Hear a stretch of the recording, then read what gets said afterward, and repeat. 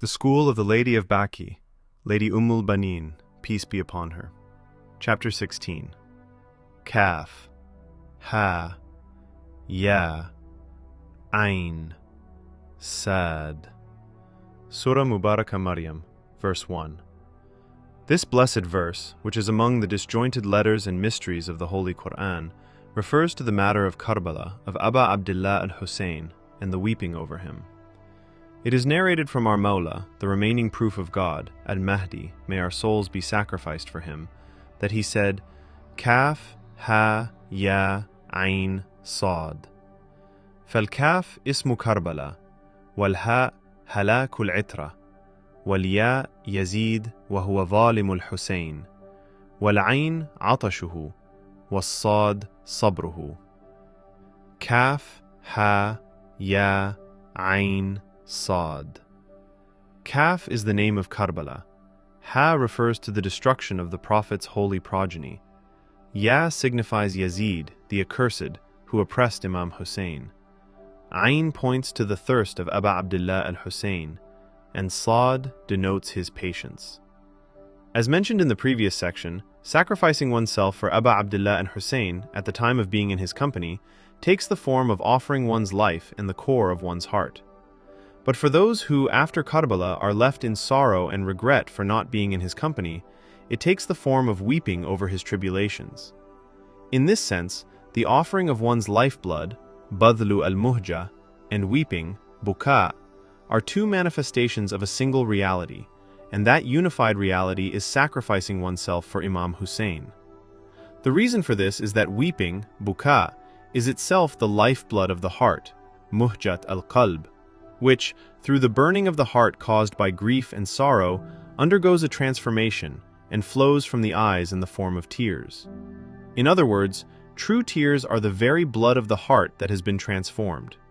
A confirmation of this meaning is found in a passage from Ziyarat an-Nahiyahiyya al-Muqaddasa, where our Mawla, Baqiyatullah al-Azam, may our souls be sacrificed for him, says, فَلَأَنْدُبَنَّكَ صَبَاحًا وَمَسَاءً وَلَأَبْكِيَنَّ عَلَيْكَ بَدَلَ الدُّمُوعِ دَمًا. O my grandfather, my continual weeping for you, every morning and evening, is to such an extent that instead of tears, I weep blood. In other words, the continuous weeping of that noble Imam over the tribulations of his honored grandfather, and the weight of grief and sorrow upon his blessed heart, is so immense that the very blood of the heart comes forth from his blessed eyes in that form. Therefore, for those who came later and were not present, what realizes this sacrifice is weeping, buka, which itself counts as giving victory to Imam Hussein. It is a weeping that even the companions of Imam Hussein, those who offered their lifeblood and were in his company, longed for. For in a dream, Habib ibn Mazahir expressed that his only wish for returning to this world would be to take part in the gatherings of Aba Abdullah al-Hussein and to shed tears. This form of sacrifice, namely tears and weeping, is also taught in the school of the Lady of Baqi, Lady Umm al-Banin. For after the tragedy of Ashura, she continually mourned over the martyrs of Karbala and the master of martyrs, Aba Abdullah al-Hussein, thereby embodying this aspect of sacrifice. كانت أم جعفر كلابية تندب الحسين وتبكيه وقد كف بصره.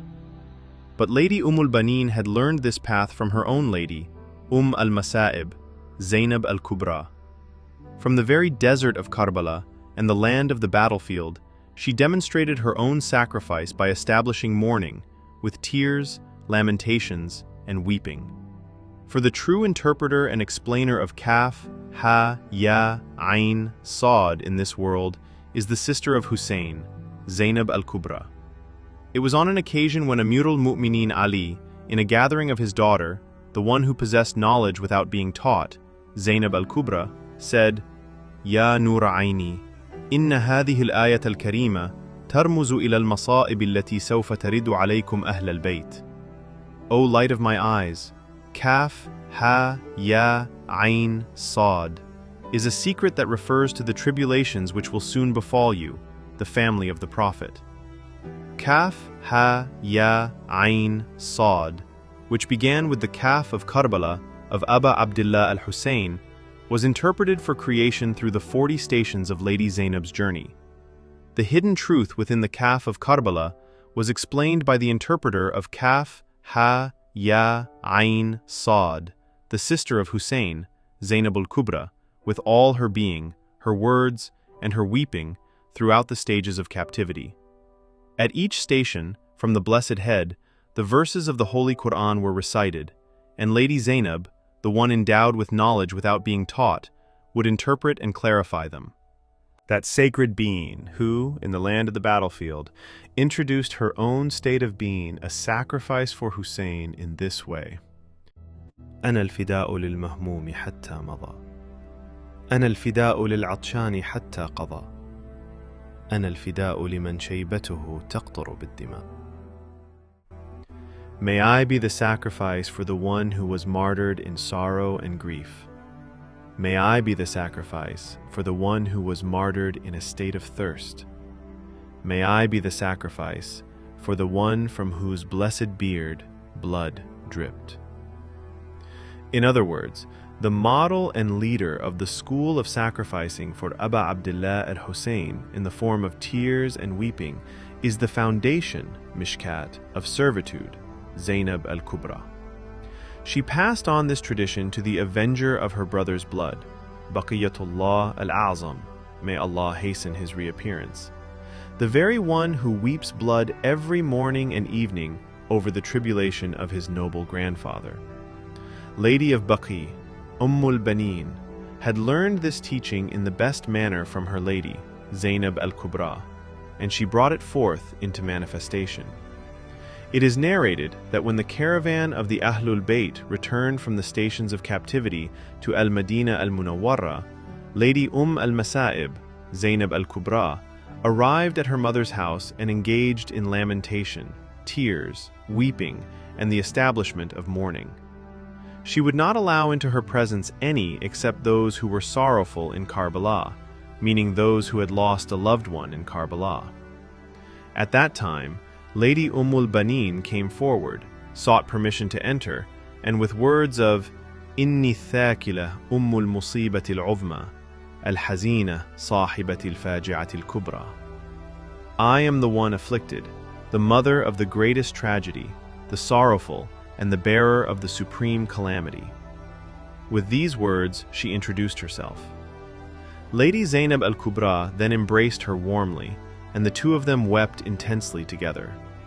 Lady al-Banin, following her lady, al-Masa'ib, Zaynab al-Kubra, who gave her entire being as a sacrifice for her brother, Imam Hussein, offered her own sons, who were the sons of Amir al-Mu'mineen Ali and the foremost of the believers, as a sacrifice for Imam Hussein.